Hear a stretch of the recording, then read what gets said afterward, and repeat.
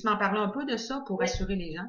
Oui, ben tout à fait. Dans le fond, tout le monde est en poste, tout le monde est en télétravail. Dans les dernières semaines, on avait procédé à une migration, nous, de nos informations sur le cloud. Ça fait que on est bien content. Le timing était excellent d'ailleurs, là. Ça fait que tout le monde est chez eux, mais accès à l'ensemble de nos dossiers. Donc, vous n'hésitez pas, on est là pour vous aider, vous accompagner. On est rejoignable finalement autant par notre numéro de téléphone là, que par notre courriel là, sans problème. Parfait. Alors, Marlène, toi, ce que tu avais le goût ce que tu avais le goût, ce qui était important de parler, c'est Ouais. des fameuses actions à prioriser en gestion de crise. Ça serait quoi la première selon toi ou dans les premières? Ben dans les premièrement, là, la semaine passée, quand on a entendu la nouvelle, on le savait très bien que ça allait affecter quand même plusieurs de nos entreprises.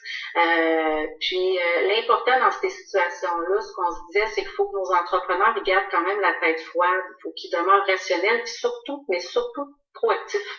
Oui. Puis c'est dans cet objectif-là, finalement, qu'on a mis en place un petit outil là, que vous allez retrouver sur notre site Internet là, avec les 10 actions à prioriser. Aujourd'hui, c'est pas tant de les citer un après l'autre, mais c'est vraiment plus de y aller dans mes mots, là, puis je vous dirais, là, mais un élément qu'on répète depuis plus d'une semaine, c'est communiquer, communiquer, Oui. communiquer encore. C'est super important de communiquer, mais là, je vous dirais, actuellement, c'est primordial. Vous devez communiquer vraiment avec vos employés. Certains sont au travail, d'autres sont en télétravail, puis il y en a plusieurs qui ont été mis aussi Au chômage. mis à pied temporaire, oui, tout à fait. Ça fait que c'est important de tenir vos employés au courant de votre positionnement, puis des informer aussi des aides qui sont disponibles pour eux autres, mais quand on parle d'aide, il y a les aides, financières, puis les programmes, mais il y a aussi toutes les ressources communautaires qui sont à leur disposition. Il y a plusieurs employés qui vont vivre des graves problèmes financiers, je dirais, puis qui vont vivre beaucoup d'anxiété. Parce que là, permets-moi, Marlène, c'est bon ce que tu viens de dire là, parce que on a beaucoup d'employés qui ont une paye cette semaine, mais qui en auront pas la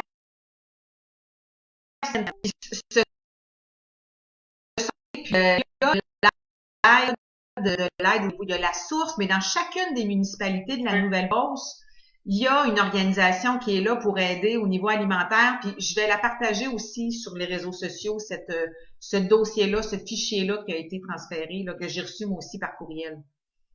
Oui, tout à fait. Il y a eu, c'est le comité de développement social qui a mis en place un petit tableau qui fait un petit récapitulatif de toutes les aides, finalement, là, alimentaires et autres. Là. Ceux qui l'ont pas reçu non plus par courriel, toi, tu vas le partager, puis on l'a aussi sur notre site Internet. Oui.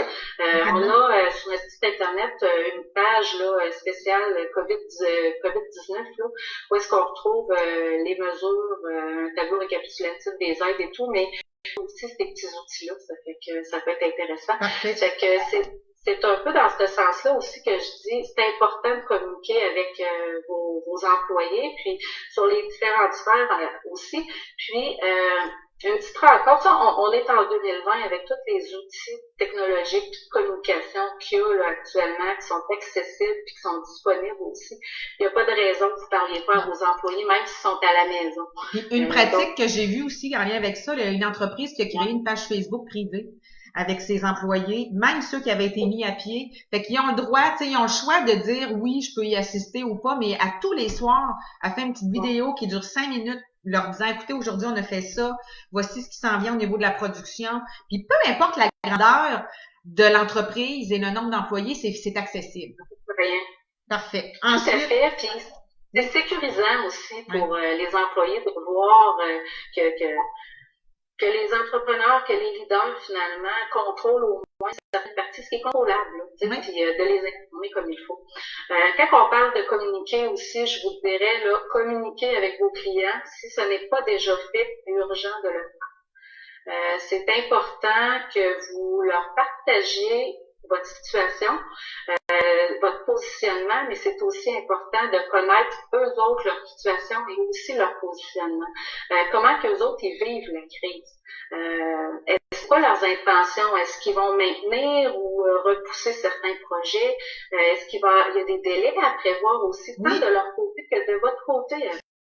Puis, la semaine prochaine aussi, Marlène, à cet effet-là, je vais recevoir Amélie Sicard de Panoramique Marketing, puis ça va être une chronique qui va toucher uniquement comment garder nos clients, le lien et la communication ces temps-ci. Fait que c'est de mise. C'est de mise, ouais, c'est ça. Puis, tu sais, des fois, il y a une question plate un peu à poser, mais des fois, il faut s'en informer, puis on peut y aller des fois par des façons un peu détournées, là, mais dans le cas où certains continuent à travailler sur des projets pour leurs clients, ben, des fois, c'est de voir aussi est-ce qu'ils vont être capables de vous payer par après, là, tu sais.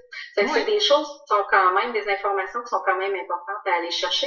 Puis, pour ceux qui ont des comptes à recevoir, c'est le temps d'aller les chercher aussi le plus possible, de récupérer vos sous. Dans les prochaines semaines, vous allez avoir besoin de liquidité, on le sait, ça fait que... Prendre le téléphone aussi, hein. C'est de prendre le téléphone puis de les appeler puis de dire, écoute, ouais, c'est ça, on est tous là. Effectivement. C'est tout à fait. Puis on s'est rendu compte aussi que certaines entreprises, que tu sais, des fois on dirait que c'est quasiment comme trop évident, là, mais de préciser sur les réseaux sociaux, sur votre site internet, est-ce que vous êtes ouvert, fermé, est-ce que vous avez une boutique en ligne, est-ce que vous offrez un service de livraison, c'est important d'informer vos clients dans ce sens-là. Oui, tout à fait. Ensuite. Quand on parle de communiquer aussi avec vos fournisseurs. Au même titre qu'avec vos clients, c'est important de savoir qu'est-ce qui arrive avec eux. Est-ce qu'il va y avoir des retards ouverts? Est-ce qu'ils continuent à produire ou pas? Il va y avoir des délais de livraison? Est-ce qu'il va y avoir des retards? Il y a avec certains fournisseurs aussi, on peut faire des arrangements financiers comme retarder ou même étaler des paiements. C'est que dépendamment de votre situation, je pense que ça peut être intéressant. Puis la qualité de vos fournisseurs, puis la façon qu'ils vont gérer la crise, là, ça peut avoir un gros impact sur vos propres opérations. Donc, c'est pas à négliger. Parlez à vos fournisseurs. Puis quand on s'est parlé mardi, Marlène, là, tu m'as amené un point important concernant les fournisseurs, hein, parce qu'il y en a plusieurs. Il y en a quelques-uns présentement que leurs fournisseurs sont en Chine. Ouais. Fait qu'au cours des prochains mois, c'est toi qui m'as fait réaliser que ça va peut-être valoir la peine de revoir des fournisseurs qui seront peut-être à l'avenir un peu plus locaux. Ben, tout à fait. Moi, j'ai l'impression qu'il va y avoir, après cette crise-là, il va y avoir des changements qui vont se produire sur différents éléments, là, différentes facettes. Mais certains faisaient affaire seulement avec des fournisseurs internationaux. Puis là, cette fois-ci, c'est une pandémie. Une autre fois, ça peut être une crise politique ou autre chose. Mais on se rend compte qu'on peut être très dépendant. Puis cette pandémie-là, là, je pense qu'il faut se mettre la tête dans le sable si on pense que ça reviendra jamais, là. Je veux dire, les chances que ça revienne différemment sont fortes, là. Fait qu'il faut s'organiser aussi en Tout à fait. Ça fait que d'où l'importance, finalement, d'essayer de trouver des fournisseurs qui sont un peu plus locaux. Oui. Puis de pouvoir réduire ce risque-là. Là. Parfait. Ça fait que ça, au niveau, quand on a parlé à nos clients, quand on a parlé à nos employés, quand on a parlé à nos fournisseurs, là, ça nous permet d'avoir quand même une bonne idée de ce qui s'en vient. Je vous dirais, là, maintenant, ce qui est important, c'est de communiquer avec vos partenaires financiers. Faut pas les oublier, ces gens-là. Actuellement, il y en a plusieurs qui offrent des moratoires sur le capital, même aussi sur l'intérêt certains. Pour une durée de 3 mois à 6 mois. C'est un type d'aide qui peut donner vraiment de l'air, qui peut donner une chance d'avoir de l'air un peu au niveau de ses liquidités, mais aussi de donner du temps pour pouvoir revoir ses prévisions financières, revoir un peu sa situation financière. Puis, je vous dirais... faut être proactif vis-à-vis ces partenaires-là parce que je vous cacherai pas, vaut mieux leur parler tout de suite, les informer de la situation qu'attendre que la situation se dégrade. C'est beaucoup plus facile d'avoir une oreille attentive quand on démontre un leadership que quand on attend de s'être enfoncé. Oui. Ça fait que... Puis, ça, encore une fois, tu m'amènes une idée aussi. Monsieur Legault l'a bien dit cette semaine en conférence de presse, le retour à la normale va se faire de façon progressive. On recommencera pas, toutes les entreprises ne seront pas en fonction en même temps. Ils vont peut-être devoir prioriser des gens qui sont déjà en télétravail, des gens qui vont avoir mis en place des mesures d'hygiène. Et là, c'est le temps de le faire, c'est le temps de se préparer pendant que vous êtes en pause. Tout à fait. Tout à fait. Tu sais, il y a des éléments là qui peuvent, même si c'est fermé ou même si ça fonctionne à mi-temps, je dirais, parce qu'il y en a que c'est pas une production complète, mais c'est le temps de mettre des fois certaines mesures en place. Parfait. Y avait-tu d'autres choses, Marlène? Oui. Oui. Un autre élément, là, je vous dirais, parce que là, on a parlé, là, j'ai dit communiquer, c'est vrai que c'est important, là, mais un autre des éléments là, qui est important, c'est revoyez vos budgets de caisse financière. Je vais pas être plate, là, il y a de fortes chances, je dirais, que ce que vous avez fait en fin d'année 2019, début de 2020, ils tiennent plus du tout la route avec ce qui arrive. Ça fait que c'est important de revoir vos pressions financières. On est là, nous autres, à DNB pour vous aider là-dedans si vous avez besoin. Puis on a développé aussi un petit outil de budget de caisse maison qui est sur notre site Internet. C'est un petit fichier Excel, c'est que pour ceux qui sont plus à l'aise d'utiliser-le, ça va donner un peu un portrait de ce qui s'en vient parce qu'il y a des paiements qui vont arriver d'une manière ou de l'autre. Puis c'est aussi le temps de réduire, je dirais, les dépenses essentielles là, au maximum. Parfois, il y a des entrepreneurs qui attendent trop avant de diminuer leurs coûts. Ça fait que ça finit que ça a un impact sur les liquidités. Ça fait que c'est important là, d'aller dans ce sens. Il y a des actions qui sont à poser cette semaine, maintenant, là, au niveau de certaines coupures. Puis là, les gens osent pas, mais vous êtes mieux de couper tout de suite, puis quitte à reprendre dans un futur plus rapproché que d'attendre en se disant que ça va reprendre plus rapidement. Là.